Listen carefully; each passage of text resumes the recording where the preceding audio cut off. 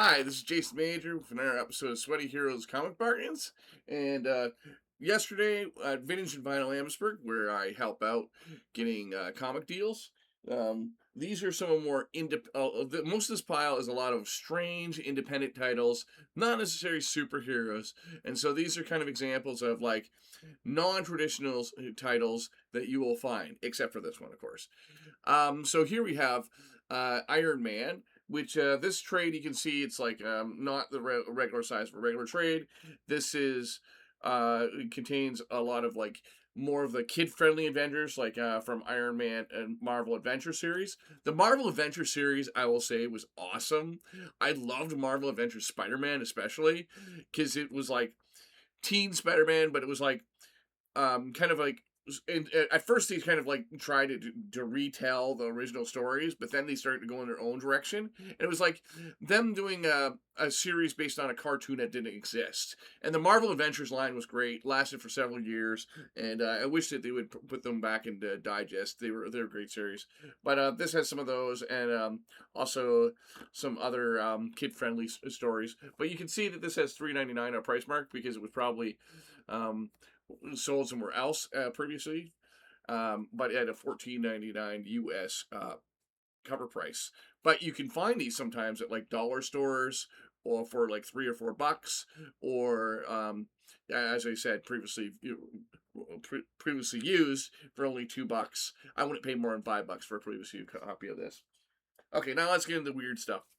So we got, and in order here, I got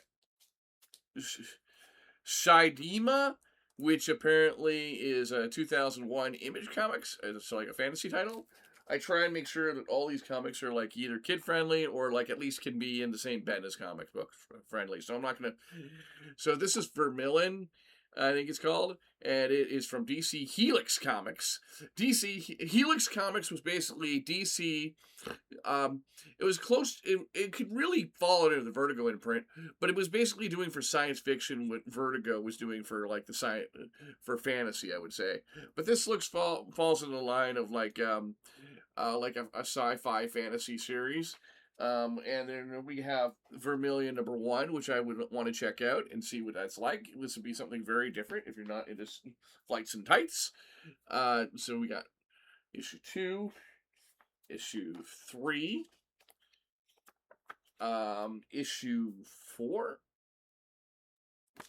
issue 5. Oh no, yeah, 6. Sorry, we don't have issue 5. Issue 7. Oh, sorry. Let's look at that. I'm better used to the cover. And then no, another one. And then we still have several more. So we got this. Another Vermilion. One more. And another series. So I have no idea what this series is about, but it's more of a dark sci-fi fantasy science fiction series. Here we have Razzle, which again is from Jeff Smith, the creator of Bone, and it's a dimension hopping sci-fi noir series. I'm reading off of what Google is telling me here. So again, these are all stuff that really should only be found in a dollar bin. So if you're finding them for more than cover price, I wouldn't bother. These are all should be in a back issue bin for cover price as of 2026. Who knows? Maybe time the video comes out, Black and Pain has become a movie, and but this is a Rack and Pain, a hyper violent comic. And then we have Grant Morrison's Invisibles, which is more supernatural, but a highly acclaimed Vertigo title. This is Image has done a lot of series where you've never heard of them, and I think that a lot of time after their initial Image comics, which were a lot more superheroes, then you got a lot of stuff that you've never have heard of. So this is Forever Amber, and it's considered a science fiction comic. This one is kind of like in the same vein as a young wolf and cub kind of series. Larry Hama, who did a lot of Wolverine comics, wrote this story. That's kind of interesting. This is a Vertigo series called Terminal City. You can see that it's like a retro science fiction Vertigo title. Would have fit under the Helix brand when they had that short term. I always find Epic Comics very interesting because Epic Comics was from Marvel. It's actually from Marvel, but it was a creator-owned line, and this one is kind of a sci-fi series. But Epic had a lot of creator-owned stuff that did not fit into the superhero vein, um, and so and that's probably why Image was never considered for Epic Comics because Rob Liefeld probably wanted even more independence than what Epic was giving, which Epic at least had like offered editorial oversight and publishing and pay for the publishing and everything. This is Heartbreakers, another kind of a female action series. It says when I looked it up, it's about female clones. This is called Deity, which is kind of like a high another sci-fi series by Carl Alstar, and that one looks kind of fun. Uh, this is another high fantasy book called Golgar. I've never heard of it before. This is competed with Wizard Magazine, so this really is worth nothing. And this is not even a price guide when I look through it, really. But it has some cool. It does have a large article in this one about the Amazing Spider-Man that I will enjoy looking at. Let's see here. We got Conduit by local Windsor, Ontario, Canada writer, artist Tony Gray. So congratulations, Tony. Two copies of that. We got something called Silver Blade, which is a DC comic about, but it doesn't. I guess it's just a random character. It's not necessarily connected to DC Universe. We got Telos from Todd DeZaglio, which is another fantasy series.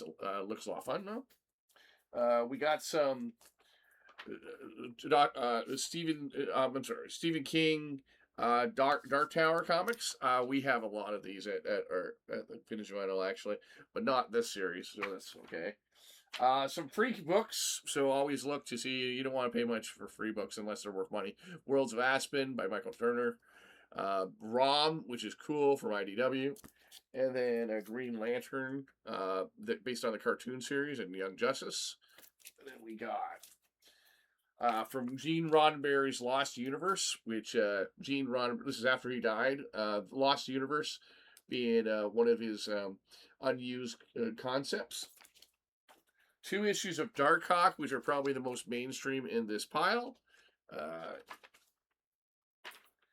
Xandu is an Eclipse book, not based on anything I know of.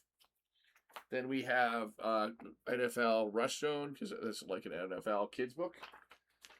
Vertigo book called Flinch. And we have 2 issues of a series called Imperial. You can see I'm going to try and make this a little quicker. A DC series called Hero Hotline, which is pretty. This would be in $1, man. And then the rest of these are Gold Age, but have no cover, and also are in poor condition, missing pages and covers, and so they're not really worth $20. Crime Does Not Pay, which is kind of cool. This one is called The Perfect Crime, and that's The Perfect Crime. This one, I looked it up. It's an issue of Jungle Comics, but it's missing pages, so it's not even really worth more than $1. This I think is men's comics. I think,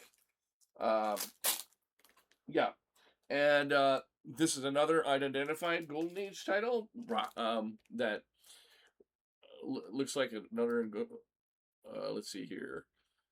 EC comic, the crime suspense story. So it's an EC comic book. So, and then we have a romance comic called Darling Love. Okay, that's all we got today. That's a longer video, but these are the independent and strange things you can find in your comic bin. Bye.